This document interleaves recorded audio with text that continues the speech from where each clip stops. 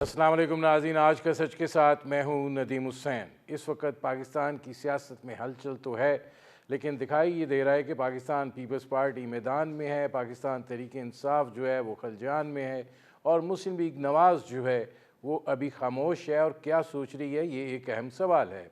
दूसरी जानिब Pakistan peoples party का आज यौम तासीस के हवाले से कोयटा में जलसा था, जहाँ पाकिस्तान पीपल्स पार्टी के चेयरमैन बिलावल भुट्टो जरदारी ने अपनी तकरीर का आगाज़ ही उस शेर से किया, जवानों को पीरों का उस्ताद कर। उन्होंने रवायती सियासत जो है उसको शदीद तनकीद का निशाना बनाया। उन्होंने कहा कि वो तकसीम, नफ़रत और इंतकाम की सियासत जो है उस पर यकीन नहीं रखते, बल्कि वो एक नई तर्ज की सियासत जो है वो लेकर चलेंगे, जिसका काम जो है वो अवाम के मसाइल का हल है। उन्होंने मुस्लिम लीग नवाज़ को भी तनकीद का निशाना बनाया और वो वहाँ से शुरू हो के कुछ लोग काला कोट पहन कर मेमो गेट के लिए जाते थे, क्योंकि इदारे जो हैं वो अपनी हदूद के अंदर रहते हुए काम नहीं कर रहे थे। उन्होंने कहा कि कोई नौजवानों का इनकलाब ला रहा था, लेकिन वो नौजवान हैं, नौजवानों के मसाइल समझते हैं और वो नौजवानों की क़यादत करेंगे और कोई खिलाड़ी जो है वो नौजवानों की क़यादत नहीं करेगा। उन्होंने कहा कि सियासतदान जो हैं उनको अना की बजाय अवाम की खिदमत का सोचना चाहिए। उन्होंने पीपल्स पार्टी की जीत का भी दावा किया। उसके साथ साथ उन्होंने ये बात भी कही कि महंगाई के दरवाजे जो हैं वो पाकिस्तान तहरीक इंसाफ ने खोले, लेकिन जब 16 माह की हुकूमत आई तो मुस्लिम लीग नवाज़ जो है वो इस महंगाई को नुकेल डालने में नाकाम रही। ये लोग नाकाम हुए, ये शोबाज हैं। उन्होंने कहा कि वो मौसमी जमहूरियत पसंद नहीं हैं और नून लीग जो है वो 18वीं तरमीम जो है उसको ख़त्म करना चाहती है। इसी तरह उन्होंने पीटीआई के हवाले से भी यही बात की और उन्होंने कहा कि इन लोगों का मकसद ये है कि वो अवाम के जो वसाइल हैं या सूबों के जो वसाइल हैं उन पर डाका डालें। ये सूरत हाल जो है ये यकीनन आगे चल के मज़ीद हिद्दत में तब्दील होगी जैसे जैसे इलेक्शन का वक्त जो है वो करीब आता जाएगा। लेकिन मुस्लिम लीग नवाज़ जो है वो अभी अपनी जो ड्राइंग रूम्स की मीटिंग्स हैं उनके अंदर मसरूफ़ है।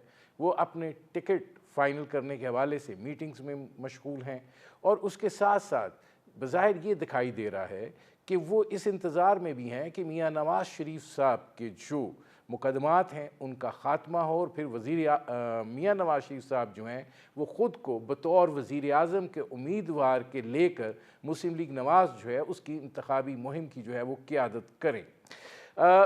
जो मुकदमात जिस रफ्तार से उनके जो हैं उनका फ़ैसला हो रहा है और एवन फील्ड रेफरेंस का फ़ैसला आ चुका, आगे अल अज़ीज़िया जो रेफरेंस है उसका फ़ैसला भी यही लगता है, तो दिखाई ये देता है कि बहुत जल्द मियाँ नवाज़ शरीफ साहब जो हैं वो स्टेज के ऊपर नज़र आएंगे।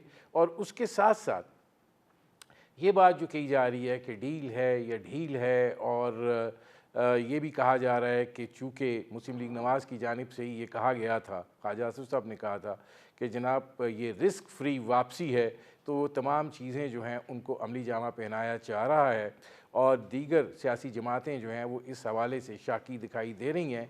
गो कि मुस्लिम लीग नवाज़ जो है कोशिश कर रही है कि जिस कदर सियासी जमातों के साथ अपने साथ मिला सके उनको मिलाए, उनको साथ लेकर आइंदा के इंतखाबात में चल सके।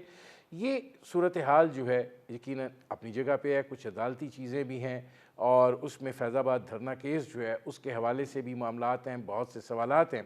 ये वो सूरत हाल है जिस पर करेंगे बात। मेरे आज की मेहमान शख्सियत जो हैं वो पाकिस्तान मुस्लिम लीग नवाज़ के सेक्रेटरी जनरल एहसन इकबाल। एहसन इकबाल साहब, ये फरमाइएगा कि आज पीपल्स पार्टी का यौम तासीस था, वहाँ पे बिलावल भुट्टो साहब ने जो है वो तकरीर की और उन्होंने उसका जो आगाज़ है वो उसी से किया कि जवानों को पीरों का उस्ताद कर, और उसके बाद उन्होंने जो महंगाई के ऊपर जब बात की तो उन्होंने कहा कि महंगाई के दरवाज़े पीटीआई ने खोले और जब ये 16 माह की हुकूमत आई और मुस्लिम लीग नवाज़ जो है इसको मौका मिला तो ये नाकाम हो गए और ये शोबाज लोग हैं। तो पाकिस्तान पीपल्स पार्टी जो है वो आपके मसाइल जो है वो हल करेगी। तो उन्होंने एक ही जुमले में 16 माह की कारकर्दगी आपके ज़ुम्मे लगा दी, फिर उन्होंने शोबाज भी करार दे दिया। जी नदीम साहब, मैं समझता हूँ कि बिलावल भुट्टो साहब के बारे में तो मैं कुछ अभी कहना मुनासिब नहीं समझता। सबसे ऑथेंटिक बात तो उनके खुद अपने वालिद मोहतरम की है कि जिन्होंने कहा है कि वो अभी अंडर ट्रेनिंग है। तो लिहाजा वो अभी अंडर ट्रेनिंग है, उनकी बातों का हम बुरा नहीं मनाते। वो उस हुकूमत का खुद हिस्सा थे जिसके बारे में उन्हें ये एतराज़ है कि वो भी महंगाई में कसूरवार है। हकीकत यह है कि शहबाज शरीफ साहब ने जितने भी फैसले किए और ख़ास तौर पे जो मुआशी फैसले थे, उसमें उन्होंने तमाम हलीफ जमातों को एतमाद में लिया और मुकम्मल इत्तफ़ाक़ राय के साथ किए। और उस मखलूत हुकूमत के आखिरी सेकंड तक मौसूफ़ उस काबीना में शरीक रहे। उनके पार्टी के तमाम वज़रा भी शरीक थे और कभी किसी भी काबीना के इजलास में मुझे नहीं याद कि उन्होंने कोई इख्तलाफी नोट किसी पॉलिसी के ऊपर रिकॉर्ड कराया हो। लिहाजा उस 16 माह की हुकूमत के जो भी फैसले थे, जो भी कारकर्दगी थी, उसमें पीपल्स पार्टी बराबर की शरीक है। अब इस तरह के बयानात देना सवाए इसके कि उनके वालिद मोहतरम के उस बयान को वो तस्दीक कर रहे हैं कि अभी वो अंडर ट्रेनिंग है और उन्हें अभी तरबियत की ज़रूरत है। अच्छा, ये फरमाइएगा कि पीपल्स पार्टी ये भी मौक़िफ़ इख्तियार कर रही है कि इसहाक डार साहब सुनते ही नहीं थे किसी की, लिहाजा उन्होंने जो फ़ैसले किए वो खुद ही किए हैं और हमें भी अब वो मलबा उठाना पड़ रहा है। देखिए, जैसे मैंने आपसे कहा कि जितने भी फैसले थे, चाहे वो आईएमएफ से बातचीत थी, चाहे वो शराइत थी कि जो आईएमएफ की तरफ से आई, जिन पर भी अमल दरामद किया गया, उनके लिए हर मौके के ऊपर तमाम हलीफ जमातों के सरबराहान को और नुमाइंदों को मदऊ किया जाता था।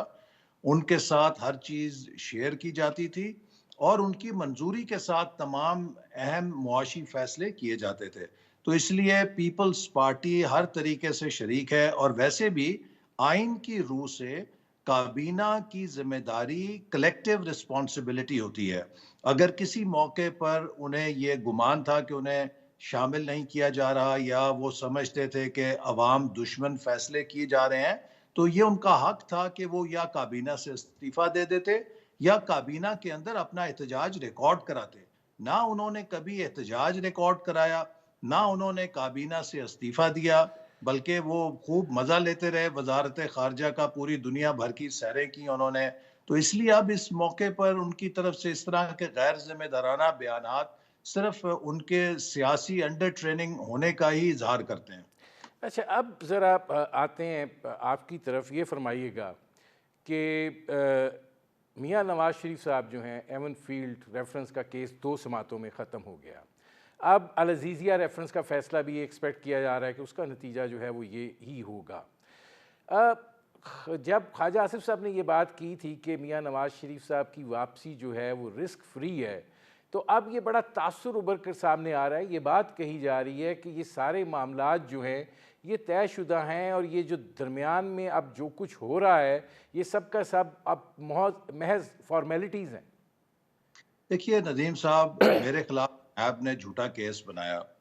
अगर मैंने हर मौके पर यह कहा कि ये केस झूठा है, ये अदालत से इंशाल्लाह हमें इंसाफ मिलेगा, हम बरी होंगे, इस बुनियाद पे कहा ना कि वो केस झूठा था। और अगर अदालत ने हमें बरी किया तो कोई हमारे साथ डील नहीं की, कोई हमारे साथ नेकी नहीं की, उसने अदालत ने मुकम्मल इंसाफ किया। हमें इसी तरह यकीन था कि जब वो किरदार जो कि 2017 की साजिश में शरीक थे नवाज शरीफ साहब को नाअहल करने के लिए और इस मुल्क में एक रजीम चेंज लाने के लिए और एक अनाड़ी और नाअहल बंदे को मुसल्लत करके मुल्क को तबाह करने की जो साजिश की गई, उसके जो जिम्मेदारान थे वो अब सुप्रीम कोर्ट से वो जज साहबान जब रिटायर हो गए या रुखसत हो गए, तो यकीनन अब हमें ये यकीन है कि उस साजिश पर पहरा देने वाला कोई मौजूद नहीं है और अदलिया इंसाफ करेगी। चूंकि वो केस झूठे थे और नवाज शरीफ साहब जिस केस में बरी हुए हैं, इसके अंदर तो मरियम नवाज साहिबा पहले बरी हो चुकी हैं और तकरीबन उस फैसले के अंदर ही ये बात साबित हो गई थी कि नवाज शरीफ साहब भी बरी उस जिम्मा है। लेकिन चूंकि वो मुल्क से बाहर थे, उनको उस वक्त बरी नहीं किया जा सकता था जब तक कि उनकी अपील की समाअत ना हो। तो अब वो जब आए हैं और उनकी अपील की समाअत हुई है तो उन्हें बरी कर दिया गया है। चूंकि वो केस झूठा था, उसके अंदर नैब इतने अरसे में कोई ठोस सबूत पेश नहीं कर सकी जिससे कि वो केस इस्तगासा का साबित होता। अब इसमें एहसन इकबाल साहब, ये जो सारी सूरत हाल रही है, ज़ाहिर है हम देखते रहे हैं उस सारी सूरत हाल को, जिस तरीके से JIT बनी, जिस तरीके से मॉनिटरिंग जज लगे, जिस तरीके से सारा मामला जो है वो आगे बढ़ा और जो कुछ होता रहा। क्या इससे मुस्लिम लीग नवाज़ जो है उसने कोई सबक सीखा है? और आप इस सारी सूरत हाल में जो नैब है उसके बारे में कोई सोच डेवलप हुई है कि क्या ये इदारा कायम रहना चाहिए या नहीं रहना चाहिए और किस हैसियत में होना चाहिए? क्योंकि ये बात तो अब तक, आज तक ये साबित है कि ये पॉलिटिकल इंजीनियरिंग के काम ही आया है। आज तक इसने कोई करप्शन की इस तरह के मामला जो हैं उसको नहीं पकड़े हैं। दूसरा ये है कि जो अदलिया के ऊपर सवालिया निशानात आए हैं, तो क्या इस हवाले से भी कोई सोच जो है वो डेवलप हो रही है? जी देखिए, इसमें कोई शुबा नहीं है कि नैब को इस मुल्क के अंदर पॉलिटिकल इंजीनियरिंग के लिए बनाया गया था और मुसलसल पॉलिटिकल इंजीनियरिंग के लिए इस्तेमाल किया जाता रहा है। और हम इसका बहुत ज़्यादा शिद्दत से निशाना बने हैं, पहले जनरल मुशर्रफ के दौर में, इसके बाद इमरान खान ने भी जस्टिस जावेद इकबाल को ब्लैकमेल करके नैब को अपने मकासद के लिए इस्तेमाल किया और बेशुमार झूठे मुकदमात में तमाम अपोजिशन, खास तौर पे मुस्लिम लीग नून को जेलों में डाला और हम सबको फिर अदालतों से रिहाई मिली। इसलिए ज़रूरी है कि इसके ऊपर कानून साजी करके इस इदारे को शफाफियत की तरफ ले जाया जाए, चूँकि ये जो इंतकामी कार्रवाइयाँ होती हैं और सियासी मकासद के लिए जब एहतसाब को इस्तेमाल किया जाता है, तो इससे पूरे मुल्क के अंदर एक तरफ तो सरमायाकारी का एतमाद बुरी तरह मजरू होता है, दूसरी तरफ जो अफसर हैं, इंतज़ामी मशीन है, उसका जो हौसला है फैसले करने का, वो बुरी तरह मुतासर होता है। और आपने देखा कि जो कुछ हमारे खिलाफ नैब गर्दी हुई, इसके नतीजे में मुल्क के अंदर अमलन फैसला साजी का पूरा अमल गैर मौसर होकर रह गया, डिसफंक्शनल हो गया। अफसरों ने 10 रुपए के फैसले पर भी साइन करने से हिचकिचाहट का इजहार किया और हर कोई फाइल फाइल खेलता था, फाइलें ऊपर से नीचे जाती थीं, कोई उन पे फैसला नहीं कर सकता था। और मैं समझता हूँ कि एक poor decision is better than no decision, क्योंकि जो पुअर डिसीजन है या रॉन्ग डिसीजन है उसको आप करेक्ट कर सकते हैं, लेकिन जब नो डिसीजन होगा तो उस पर आप कुछ भी नहीं कर सकते, वो चीजें मुअल्लक रहती हैं। तो ये एक बहुत नुकसान हुआ है मुल्क का पिछले 4-5 सालों में, और इसके लिए हम खास तौर पे अपने मंशूर में ऐसी तजावीज़ ला रहे हैं कि जिससे एहतसाब का निज़ाम भी मुल्क में रहे, लेकिन एहतसाब का निज़ाम शफाफ हो और उसे सियासी मकासद के लिए इस्तेमाल ना किया जाए। आप समझते हैं कि नैब की मौजूदगी में, चाहे वो किसी भी शक्ल सूरत में हो, एहतसाब का निज़ाम जो है वो बरकरार रह सकता है? और दूसरा, आप जो कह रहे हैं कि नैब पॉलिटिकल इंजीनियरिंग के लिए इस्तेमाल होता रहा है, ज़ाहिर है अब नैब का जो रवैया आपके साथ है वो उस वक़्त नहीं था। अब वो रवैया जो है, आप ये समझते हैं कि पाकिस्तान तहरीक इंसाफ के चेयरमैन के साथ जो है वो दुरुस्त है और वो मुकदमात जो हैं वो दुरुस्त हैं? देखिए, हमने तो अपने तजुर्बे की रोशनी में और जो सुप्रीम कोर्ट और हाई कोर्ट के मुतअद्दिद फैसले हैं, उनकी रोशनी में नदीम साहब नैब के कानून में इस अमेंडमेंट्स की थी, इस्लाहात की थी, ताकि नैब के कानून को पाकिस्तान के आम कानून के साथ सिंक्रोनाइज किया जा सके। लेकिन इमरान खान साहब इस कानून को दोबारा सुप्रीम कोर्ट में ले गए और उन्होंने उन तमाम तरामीम को मनसूख किया, और उनका शौक यही था कि मैं नैब के उस पुराने काले कानून के तहत ही खुद को लाना चाहता हूं और अपने मुकदमात को लाना चाहता हूं। तो जो कुछ इमरान खान साहब भुगत रहे हैं, ये तो उनका अपना फरमाइशी प्रोग्राम है। हमने तो इस नैब के कानून में बहुत इस्लाहात कर दी थी, लेकिन इमरान खान साहब ही इसको सुप्रीम कोर्ट में लेकर गए और उन्होंने ही इस बात के लिए बंदोबस्त किया कि वो उस पुराने काले कानून के शिकंजे में खुद को दें, जैसा कि इससे पहले वो हमाकतें कर चुके हैं। जब अदम एतमाद हुई तो उन्हें किस हकीम ने मशवरा दिया था कि वो कौमी असम्बली से इस्तीफे देकर बाहर चले जाएं। वो अगर कौमी असम्बली में बैठे रहते तो यकीनन हुकूमत को बहुत टफ टाइम दे सकते थे। उन्हें किस हकीम ने मशवरा दिया था कि वो पंजाब और खैबर पख्तूनख्वा की अपनी हुकूमतों को खुद ही अपने हाथों से डिसॉल्व कर दें, तबाह कर दें और अपनी जो छतरी उनके ऊपर थी उसको ख़त्म कर दें। तो ये 9 मई का किसने उन्हें फैसला दिया था कि वो फ़ौज के साथ टक्कर लें, शोहदा की यादगारों को मस्मार कर दें, कायद-ए-आज़म के घर को जला के राख कर दें। ये सारी वो हमाकतें हैं जिसे कहते हैं ना, हमाकतें, मज़ीद तर हमाकतें कि जिनका खुमियाजा आज पीटीआई भुगत रही है। नाज़रीन, मुस्लिम लीग नवाज़ के सेक्रेटरी जनरल एहसन इकबाल से हमारी गुफ्तगू जारी है। वक्त हुआ एक मुख्तसर से कमर्शियल ब्रेक का, मिलते हैं इस वक्फे के बाद। बैक नाज़रीन, मेरी आज की मेहमान शख्सियत मुस्लिम लीग नवाज़ के सेक्रेटरी जनरल एहसन इकबाल, उनसे हमारी गुफ्तगू जारी है। एहसन इकबाल साहब, ये ज़रा फरमाइएगा कि पाकिस्तान पीपल्स पार्टी निकली हुई है मैदान में। खैबर पख्तूनख्वा में भी उन्होंने अपने कन्वेंशंस किए, जलसे कह लें, आज यौम तसीस के हवाले से कोयटा में उन्होंने जलसा किया। मुस्लिम लीग नवाज़ जो है वो अभी खामोश है, या तो वो अपने टिकटों के फ़ैसले कर रहे हैं या मंशूर कमेटी जो है वो काम कर रही है। आप लोग क्या इंतज़ार कर रहे हैं कि मियाँ नवाज़ शरीफ साहब के मुकदमात जो हैं उनका फ़ैसला हो जाए, फिर मियाँ नवाज़ शरीफ साहब बतौर वज़ीर आज़म के उम्मीदवार के और मुस्लिम लीग नवाज़ के कायद के पेश करें आवाम के सामने ख़ुद को? देखिए, इस वक्त साहब पाकिस्तान मुस्लिम लीग नून बात है कि जो इंतखाबात की संजीदा तैयारी में मसरूफ़ है। हमने सबसे पहले अपनी मंशूर कमेटी का ऐलान किया और मंशूर कमेटी अब मुख्तलिफ मौज़ूआत के ऊपर दिन रात अपना काम कर रही है। इसी तरह हमने अपने पार्लियामेंट्री बोर्ड का भी ऐलान किया और हमारी परसों से पार्लियामेंट्री बोर्ड की मीटिंग्स शुरू हो रही हैं, जो कि पूरे मुल्क के अंदर असेंबलियों के चुनाव के लिए उम्मीदवारों को हतमी शक्ल देंगी।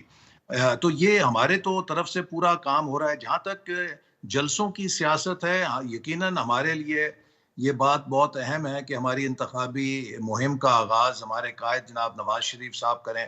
तो हम इसमें उनकी जो अपीलें हैं, उनके फ़ैसलों का इंतज़ार कर रहे हैं और जो ही उनके केसेस का फ़ैसला होगा, तो नवाज़ शरीफ साहब भी और मुस्लिम लीग नून की क़यादत पूरी तरह अपने इंतखाबी प्रोग्रामों के साथ मैदान में उतरेगी और इंतखाबी जलसे करेगी, जिसके साथ मुल्क गीर हमारी मुहिम शुरू होगी। एहसन इकबाल साहब, आप एक प्रोफेसर होने के नाते, एक इकोनॉमिस्ट होने के नाते, आप एक पॉलिटिकल वर्कर भी हैं। ज़मीनी हक़ाइक़ के बारे में आप नब्ज़ पर हाथ रखते हैं, अपने हलके में भी आप मुतहरिक हैं। आपको लगता नहीं है कि ज़मीनी हक़ाइक़ जो हैं वो अवामी राब्ते के लिए, सियासी जमातों के लिए इस वक्त बहुत मुश्किल हैं और आपको इस दफ़ा नज़रियाती लड़ाई का सामना नहीं है, इस दफ़ा एक ऐसे सूरत हाल का सामना है कि जिसमें आपको नफ़रत का मुकाबला करना है और वो ज़रा मजबूत नज़र आ रहा है सिलसिला? देखिए नदीम साहब, ये जो नफ़रत अंगेज़ मुहिम थी, इसका तो हमने 2018 में मुकाबला किया और उस वक्त इसमें बहुत शिद्दत थी, क्योंकि इसकी पुष्ट पनाही उस वक्त की इस्टेब्लिशमेंट कर रही थी। तो आज कोई ऐसी इनको पुष्ट पनाही हासिल नहीं है और आज ये अपने अमाल की सज़ा भी भुगत रहे हैं। तो मेरा नहीं ख्याल कि ऐसी कोई मज़ामत होगी। अलबत्ता ये बात बहुत अहम है कि हमें सोसाइटी में जो चेंजेज़ आई हैं, उनका ज़रूर शऊर और इदराक रखना पड़ेगा और जो सियासी जमात उसके मुताबिक अपने उम्मीदवारों का चुनाव करेगी, वो ज़्यादा कामयाब रहेगी। जिन उम्मीदवारों का अवाम से राब्ता है और जो लोग इस वक्त मुल्की मसाइल के हवाले से लोगों को ज़्यादा मुस्तनद नज़र आएँगे कि उनके मसाइल को हल कर सकते हैं, शायद अब वो रवायती सियासत का मॉडल उतना कारआमद नहीं है। तो बड़ी हद तक इस बात का चुनाव पर इन्हिसार है कि अगर हम अच्छे उम्मीदवारों को मैदान में उतारें और एक अच्छी मुहिम चलाएं, तो लोग हमारी तरफ इसलिए भी देख रहे हैं कि अब तमाम जमातें आजमाई जा चुकी हैं। मैं आपको एक मिसाल देता हूं। देखिए, पीपल्स पार्टी पिछले 15 साल से सिंध में बरसर इक़्तिदार है। पीटीआई ने 10 साल खैबर पख्तूनख्वा में हुकूमत की है। मुस्लिम लीग नून ने भी 2008 से 18 तक पंजाब में हुकूमत की। गो के उसके अगले 5 साल उस्मान बुज़दार साहब की सूरत में ग्रहण लगा उस कारकर्दगी को, लेकिन हमने 10 साल में जो वहाँ पर कारकर्दगी दिखाई, क्या पीपल्स पार्टी पाकिस्तान को ये कह सकती है कि हम आपको कराची जैसा बना देंगे? क्या पीटीआई पाकिस्तान को कह सकती है कि हम पेशावर और ख़ास तौर पे बीआरटी मंसूबे की तरह पूरे मुल्क के अंदर हम शक्ल बना देंगे? मुस्लिम लीग नून कह सकती है कि जो हमने पंजाब में तरक्की की, जो लाहौर की शक्ल हमने बदली, इसी तरह मुख्तलिफ देहात की शक्ल बदली, जो पंजाब का तरक्की का मॉडल है, ये हम पाकिस्तान के तमाम सूबों को तरक्की के लिए पेश करते हैं। ये मुस्लिम लीग नून वाहिद जमात है कि जो डेवलपमेंट के ऊपर डिलीवर करने की सलाहियत रखती है, और लोगों को मालूम है और लोगों ने इसको देखा है, ना सिर्फ पंजाब में देखा है बल्कि पंजाब के अलावा जो दूसरे सूबे हैं वो चाहते हैं कि इसी तर्ज की तरक्की उनके सूबे के अंदर भी हो। इसी तरह वफाकी हुकूमत ने नवाज शरीफ साहब की क्यादत में जिस तरह बिजली के मसले को हल किया, दहशत गर्दी के मसले को हल किया, कराची में अमन कायम किया, सी पैक के मसले को कामयाब किया, तो मुस्लिम लीग नून की कारकर्दगी को लोग जानते हैं, इसकी सलाहियत को जानते हैं, और जो मुल्क को इस वक्त मसाइल दरपेश हैं, इस वक्त कोई नए तजुर्बे की गुंजाइश नहीं है। नहीं है। हमें एक अब एहसन बहुत इकबाल साहब, एक सेकंड, इसी में एक सवाल है, मुझे आपसे बड़े सवाल करने हैं। इसी में एक सवाल है, आप ये बात कह रहे हैं कि आप डिलीवर कर सकते हैं, तजुर्बा है, आपने बिजली के कारखानों की मिसाल दी। अब यही बिजली के कारखाने जो हैं वो पाकिस्तान के लिए गर्दिशी कर्जे की सूरत में एक अजाब जो है आवाम के लिए बने हुए हैं। अब इस सूरत हाल में जहाँ पे जो बेहतरीन इकोनॉमिस्ट हैं या जो बड़े इस वक्त सनतकार हैं, सब इस बात पे कायम हैं कि पाकिस्तान की महंगाई जो है वो इस सतह पर ही रहेगी। आपने आमदनी के ज़राए जो हैं वो नए तलाश करने होंगे। आपके पास वो क्या ऐसा जादू की छड़ी होगी कि जिसके नतीजे में महंगाई की सतह को आप नीचे लाएं, या आप आमदनी के एवेन्यूज़ जो हैं वो खोलें? देखिए, इस वक्त जो पाकिस्तान के मसाइल हैं, हमने मिनिस्ट्री ऑफ प्लानिंग ने इसके ऊपर एक 5 ईज फ्रेमवर्क बनाया, इसीलिए बनाया कि हमारे पास इतनी मुद्दत तो नहीं थी कि हम कोई पाकिस्तान का टर्न अराउंड पूरी तरह कर सकें, लेकिन हम एक रोड मैप बना सकते थे। और वो जो 5 ईज फ्रेमवर्क है वो एक पूरा रोड मैप है कि पाकिस्तान को कैसे हम टर्न अराउंड कर सकते हैं, महंगाई पे कैसे काबू पा सकते हैं। देखिए, पाकिस्तान का जो इस वक्त फंडामेंटल प्रॉब्लम और चैलेंज है वो एक्सटर्नल सेक्टर है। हमने अगले 3 सालों के अंदर तकरीबन 72 अरब डॉलर अदा करने हैं। क्या हम इन अदायगियों के लिए मजीद कर्जे लेंगे, तब भी हम फंसते हैं। क्या हम इन अदायगियों के लिए अपने दोस्त ममालिक से मजीद मदद मांगेंगे, तब भी हम बेइज्जत होते हैं।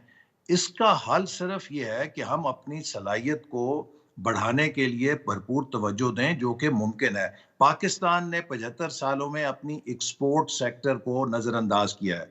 हम इंपोर्ट करके डॉलर खपाने या कंज्यूम करने में महारत पैदा कर चुके हैं, लेकिन एक्सपोर्ट के जरिए डॉलर कमाने की सलाहियत नहीं है। लिहाजा फौरी तौर पे जो हमारा ख्याल है कि एमरजेंसी में हम कर सकते हैं कि पाकिस्तान को अगर हम 3+3+3 के ऊपर फोकस करें कि 3 अरब डॉलर की इजाफी बरामदात, 3 अरब डॉलर की इंपोर्ट सब्सटीट्यूशन यानी कि बरामदात में कमी, और 3 अरब डॉलर की जो तरसीलात हैं उसमें हुंडी और हवाला को वाइट में ट्रांसफर करके इजाफा। तो ये 9 अरब डॉलर का जो एक स्पेस आपको मिलेगी, इससे हम अगले 2 सालों में अपनी तवज्जो से अपनी पैदावारी सलाहियत को बढ़ा सकते हैं। और ख़ास तौर पे पाकिस्तान के पास एग्रीकल्चर सेक्टर में बहुत गुंजाइश है कि हम अपनी पैदावार को बढ़ा सकते हैं। इसी तरह जो हमारे एक्सपोर्ट के मुख्तलिफ शोबे हैं, जो नॉन ट्रेडिशनल एक्सपोर्ट्स हैं, एसएमई सेक्टर है, इसकी बहुत पोटेंशियल है। तो लिहाजा पाकिस्तान की अपनी जो सलाहियत है, जो पाकिस्तान के अपने वसाइल हैं, फिर आईटी सेक्टर है, उसके ऊपर बहुत हम फोकस कर रहे हैं कि उसके ऊपर तवज्जो दें। पाकिस्तान की जो माइनिंग सेक्टर है उसमें काम शुरू हो चुका है, उसमें पोटेंशियल है। तो ये एक पूरा रोड मैप है जिसके जरिए हम पाकिस्तान को अगले चार पहुंचा पांच के सालों में इस पहले निकाल जा सकते हैं। सकते हैं। अच्छा, अब एहसन इकबाल साहब, मैं ये सवाल कर लूँ इससे पहले कि वक्त ना ख़त्म हो, कि इलेक्शन बिल 2017 के हलफनामे के नतीजे में तहरीक लब्बैक जो है उसने धरना दिया जो 22 रोज़ तक जारी रहा। उसके बाद वजारत दाखिला, ज़िले इंतज़ामिया, उस वक्त के DGC मेजर जनरल फैज़ हमीद, जो बाद में लेफ्टिनेंट जनरल फैज़ हमीद हुए और फिर वो DG ISI हुए, के दस्तखतों से एक मुआहदा हुआ और वो धरना जो है रकूम की अदायगियाँ देखेंगी ख़त्म हुआ, फिर सुप्रीम कोर्ट का नोटिस आ जाता है, फिर उसके बाद काजी फ़ाइज़ ईसा का फ़ैसला है। अब जो है अब इंक्वायरी कमेटी जो है वो बैठी हुई है, शाहिद खाकान अब्बासी साहब को भी बुलाया गया था, उन्होंने कहा जी हुकूमती फ़ैसला था। आप उस वक़्त वज़ीर दाखिला थे। एहसन इकबाल साहब, क्या ये भी रजीम चेंज का आप समझते हैं सिलसिला था, और अगर था तो फिर शाहिद खाकान अब्बासी साहब जो हैं वो उस तरीके से क्यों नहीं जवाब दे रहे? आप इस पे क्या कहेंगे? नहीं, देखिए, ये तो कोई इसमें कोई शुभ नहीं है। अगर आप वाक़यात का तसलसल देखें तो मैंने उस वक्त बहैसियत वज़ीर दाखिला भी कहा था कि ये फैज़ाबाद धरने का तहरीक ख़त्म नबूवत से कोई ताल्लुक नहीं है, ये तहरीक ख़त्म हुकूमत है। वो एक सिर्फ सियासी तौर पे एक नहायत ही हसास मसले को उछाला गया था, जिसका कोई वजूद नहीं था। हमने उस वक्त उसकी तरदीद भी की थी, टीवी के ज़रिए भी, प्रेस के ज़रिए भी हक़ाइक़ लोगों को बताए थे। हम सब मुसलमान हैं और कोई मुसलमान जो है वो अक़ीदा ख़त्म नबूवत के बारे में एक रत्ती बराबर भी ईमान में कोई खलल डालने का सोच भी नहीं सकता, उसकी ईमान की इमारत ढह जाती है। तो एक इंतहाई हसास मामले को उछाला गया, उसके साथ मुस्लिम लीग नून को टारगेट किया गया।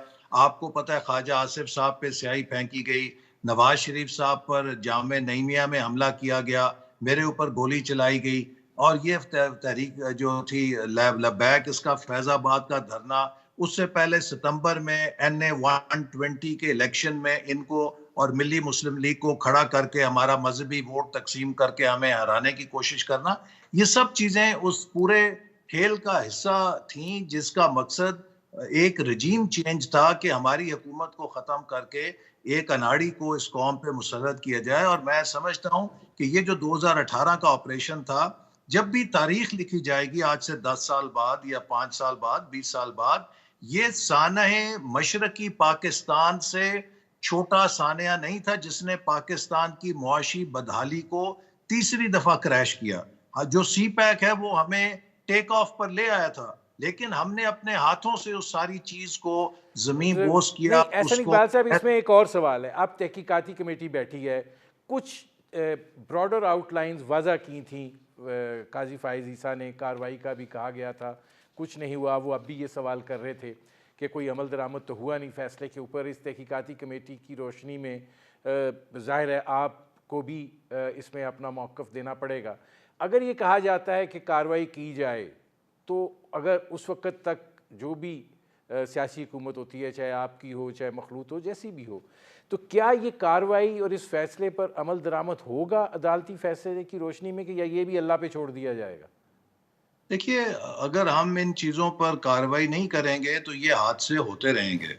आपने देखा कि इतना बड़ा हमारे मुल्क के साथ हादसा हुआ, मशरकी पाकिस्तान टूट गया। हमने उसके बाद क्या किया? हमूदुर रहमान कमीशन रिपोर्ट बनी, हमने उसको सर्द खाने में डाल दिया, उस पर कुछ काम नहीं किया। तो अगर हम किसी भी इसकी मिसाल ऐसे ही है कि जब किसी को कोई मर्ज लाक होता है, वो डॉक्टर के पास जाता है और डॉक्टर उसकी तशखीस लिख के दे कि ये मर्ज इसलिए हुआ है, और वो शख्स उस नुस्खे के बरखिलाफ ही अमल करे, तो दोबारा उसको हार्ट अटैक हो जाएगा। तो हमें भी बहसियत कौम देखना चाहिए, अपनी गलतियों से सबक सीखना चाहिए और ऐसा बंदोबस्त करना चाहिए कि आइंदा इन चीज़ों का इयादा ना हो, क्योंकि ये मामूली चीज़ें नहीं है। आपको मैं बता नहीं सकता कि 2018 और 23 में अगर मुस्लिम लीग नून का रास्ता ना रोका जाता और उन पॉलिसीज को जारी रहने दिया जाता जो हमने कायम की थी, और अगर हमें 10 साल का पूरा अशरा मिल जाता, तो आज पाकिस्तान की क्या कैफियत होती, पाकिस्तान कहाँ पहुंचा होता। ये एक इतना बड़ा सानिया जिसकी आज 24 करोड़ लोग कीमत अदा कर रहे हैं कर इस रहे हैं। महंगाई की सूरत में। अच्छा, अब एहसन इकबाल साहब ये फरमाइएगा कि ये जो अब सियासी सूरत हाल है, इसमें आपको लगता है कि इलेक्टेबल्स की कोई सियासत रह गई है? क्योंकि अगर देखा जाए तो ज़्यादा इलेक्टेबल्स तो इस्तेकाम पाकिस्तान पार्टी में है, लेकिन उन्होंने जो भी कन्वेंशन या जलसा किया है वो अफसोसनाक सूरत हाल ही है, और अवामी रद्द अमल जो है वो बहुत मायूस कुन है।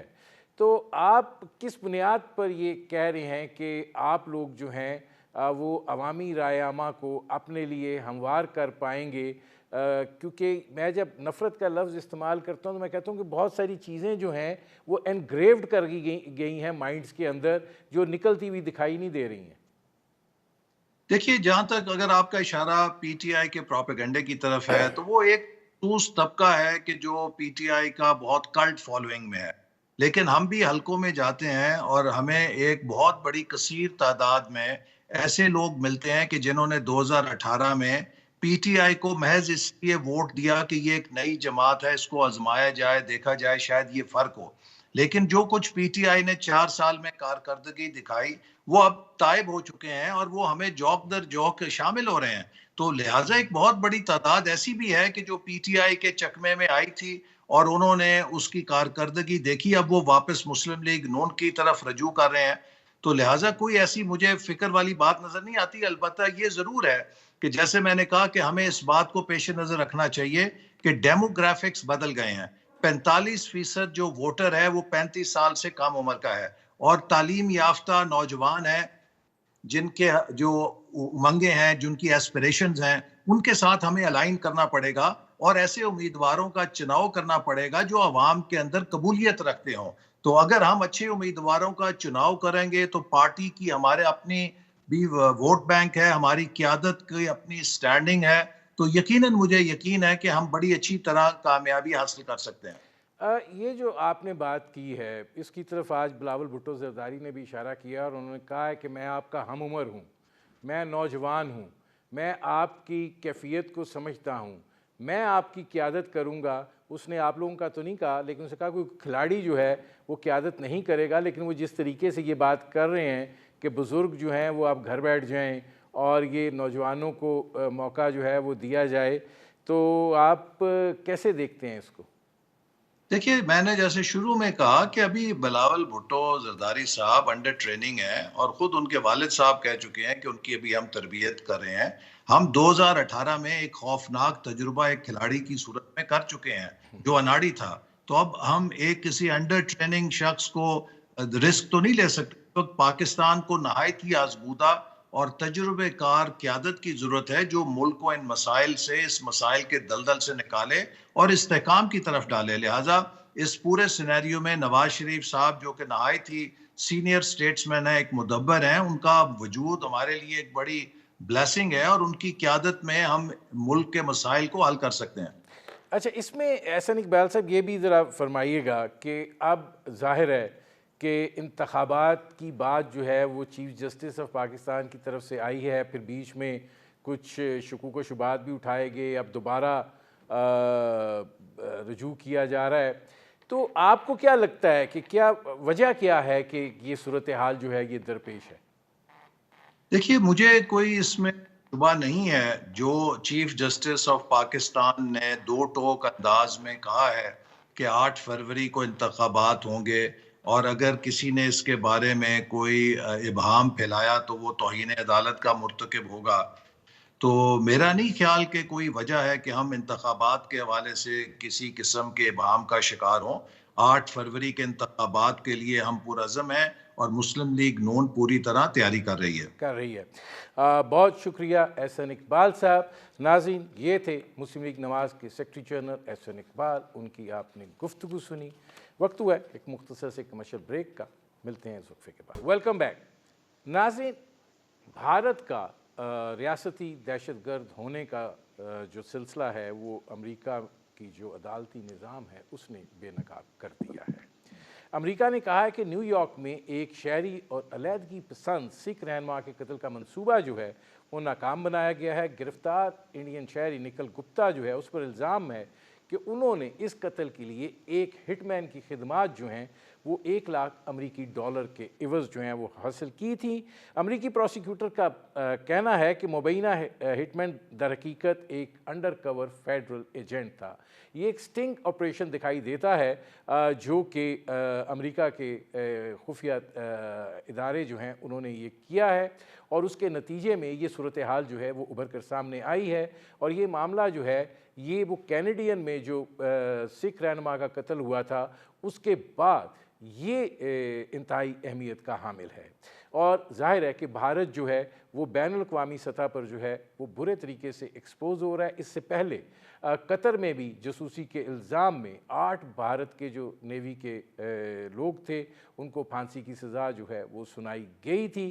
भारत उस हवाले से भी वहाँ पर अपील में है, लेकिन दिखाई ये देता है कि मामलात जो हैं वो भारत के लिए बिगड़ रहे हैं। लेकिन ये भी सवाल पैदा होता है कि बैनुल-अक़वामी बरादरी जो है वो भारत के इस तर्ज़ अमल को क्यों कर बर्दाश्त कर रही है। इस हवाले से करेंगे बात। हमारे साथ मौजूद हैं लेफ्टिनेंट जनरल रिटायर्ड ग़ुलाम मुस्तफ़ा साहब, मुमताज़ तज़िया निगार हैं। जनरल साहब, ये जो सिलसिला है ये एक बड़ा इंकिशाफ नहीं है, एक बहुत बड़ी हकीकत उभर कर सामने आई है और भारत का रियासती दहशतगर्द होने का चेहरा जो है वो भी बेनकाब होता है। आप इस सारे सिलसिले को कैसे देख रहे हैं? देखिए, इस खित्ते में दहशतगर्दी लाने वाला भारत है और बदकिस्मती से पाकिस्तान पे टैग लग गया और पाकिस्तान काफी अर्सा झुकता रहा है। अब भी कभी कभार ये आवाज सुनाई देती कि पाकिस्तान दहशतगर्दों को सपोर्ट कर रहा है और दहशतगर्दी का मुंबई एक वक्त था कि पाकिस्तान को करार दिया जा रहा था। हम जैसे लोग जिन्होंने ये सब देखा हुआ था, हम उस दिन से पहले दिन से ये बात कर रहे हैं कि एक्चुअली इस खित्ते में दहशतगर्दी लाने वाला भारत है, इसको प्रमोट करने वाला भारत है। और भारत चूंकि अब अपने आप को एक ताकत के लेवल पे समझता है कि वो दुनिया में एक बैलेंसिंग फोर्स के तौर पे आ रहा है सामने, उसकी जरूरत है दुनिया को एक तिजारती लिहाज से, दूसरा बहुत ज्यादा जो ताकत के तवाज़ुन जो तरतीब दिया जा रहा है उसमें बहुत भारत समझता है उसका बहुत रोल है, चाहे वो क्वाड हो, चाहे वो अमेरिका के साथ दूसरे माहदात हो। उसकी वजह से भारत अपने आप को बहुत सेफ और मजबूत समझ के इस कदर ओपनली सब कुछ करने पर कर रहा है। और इसके लिए देखिए, अभी भी आप देखें कि आवाज चूंकि इनके एक इंकशाफ हुआ है और जब ये G20 की कॉन्फ्रेंस हुई थी, मुझे इत्तलात ये भी हैं कि उस वक्त भी अमेरिकन सदर ने यह किस्सा उठाया था भारत के साथ, लेकिन भारत ने उसको ज्यादा अहमियत नहीं दी। अब उसके बाद जब ये सिलसिला सामने आ गया हुआ है तो अब भी देखिए स्टेट लेवल पर या at the government level America directly Bharat को कंडम नहीं कर रहा। भारत के जो दूसरे जो मगरबी ममालिक हैं जो इस वक्त अमेरिका के साथ अलाइंड है, वो भी भारत के खुल के कंडम नहीं कर रहे।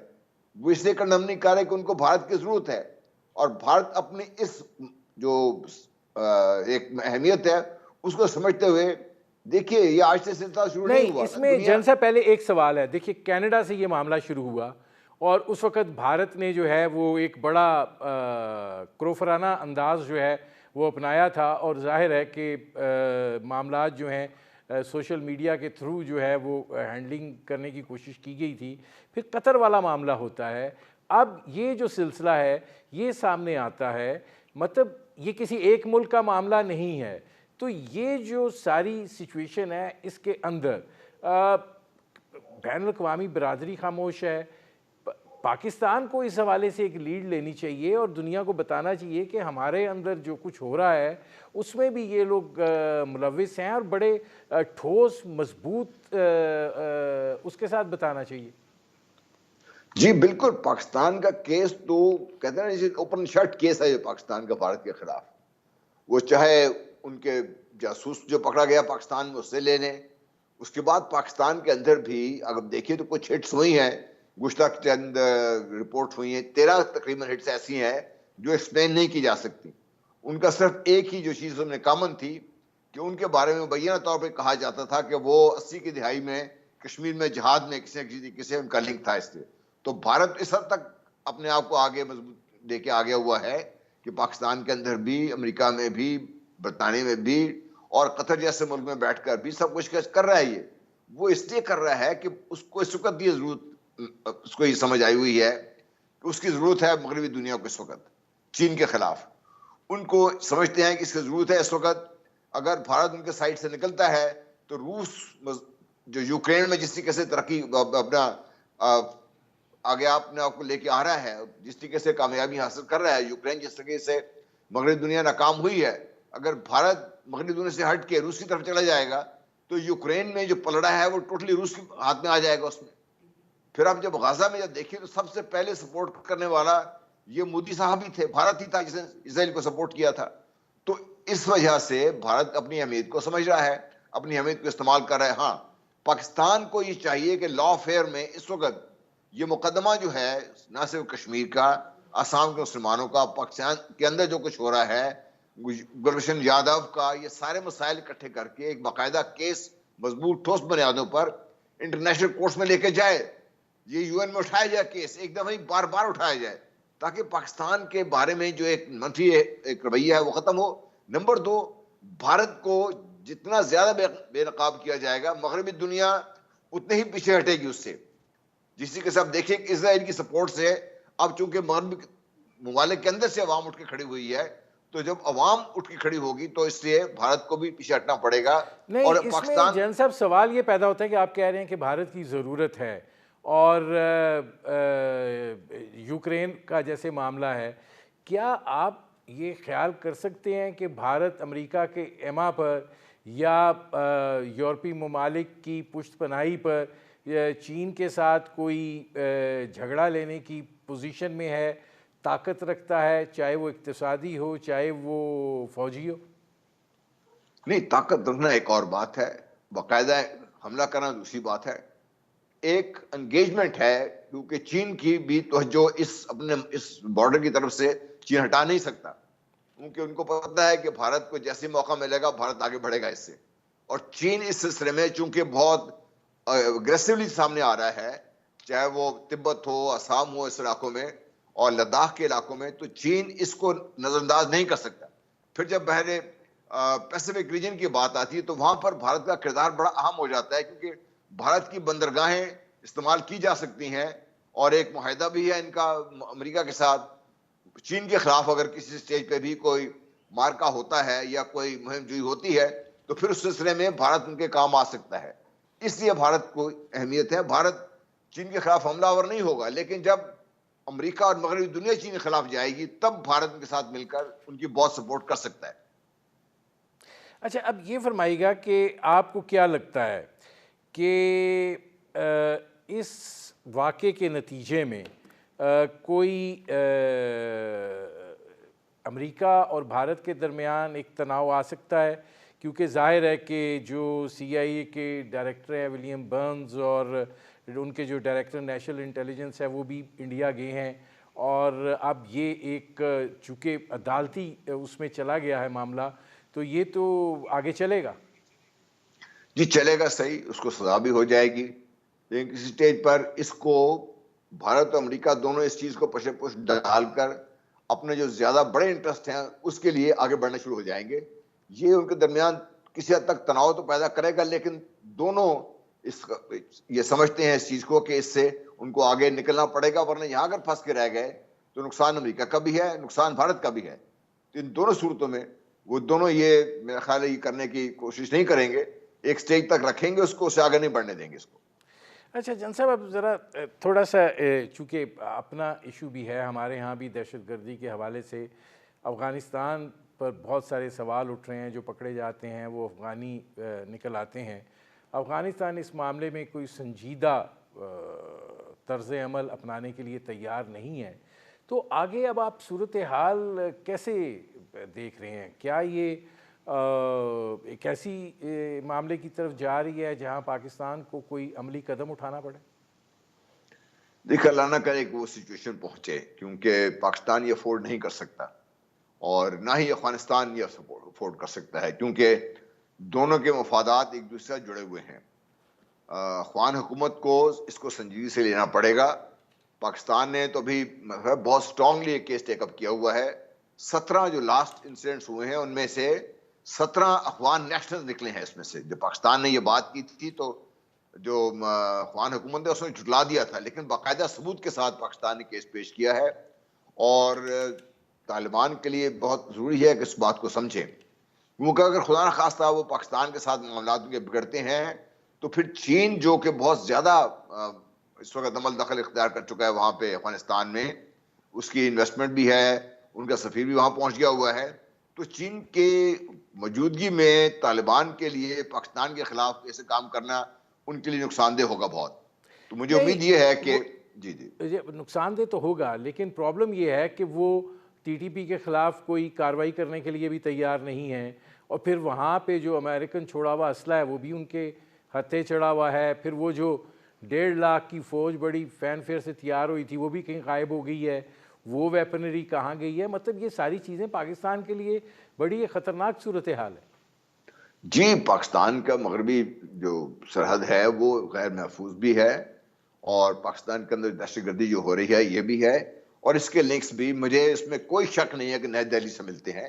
और यहाँ भी अमेरिका और नई दिल्ली के इंटरेस्ट कॉमन है। उनको अफगानिस्तान को स्टेबल नहीं होने देना चाहते, पाकिस्तान को स्टेबल नहीं होने देना चाहते, पाकिस्तान की तरक्की उनको मंजूर नहीं है। इसलिए तालिबान इस गेम को समझते हैं, लेकिन वो अमली इक़दामात उठाने से अपने आप को इसलिए कमजोर समझ रहे हैं कि अगर वो उठाते हैं तो नुकसान वो समझते हैं कि हमारा होगा। उनको ये नुकसान बर्दाश्त कर लेना उनके लिए बेहतर है, बजाय इसके कि वो पाकिस्तान के खिलाफ उनके हालात बिगड़े, क्योंकि उस सूरत में नुकसान तालिबान का बहुत ज्यादा, अफगानिस्तान का बहुत ज्यादा नुकसान होगा इस सिलसिले में। बहुत शुक्रिया लेफ्टिनेंट जनरल रिटायर्ड गुलाम मुस्तफ़ा साहब। नाज़रीन, ये थे लेफ्टिनेंट जनरल रिटायर्ड गुलाम मुस्तफ़ा, उनकी आपने गुफ्तगू सुनी। अब तक के लिए इतना ही, इजाज़त दीजिए।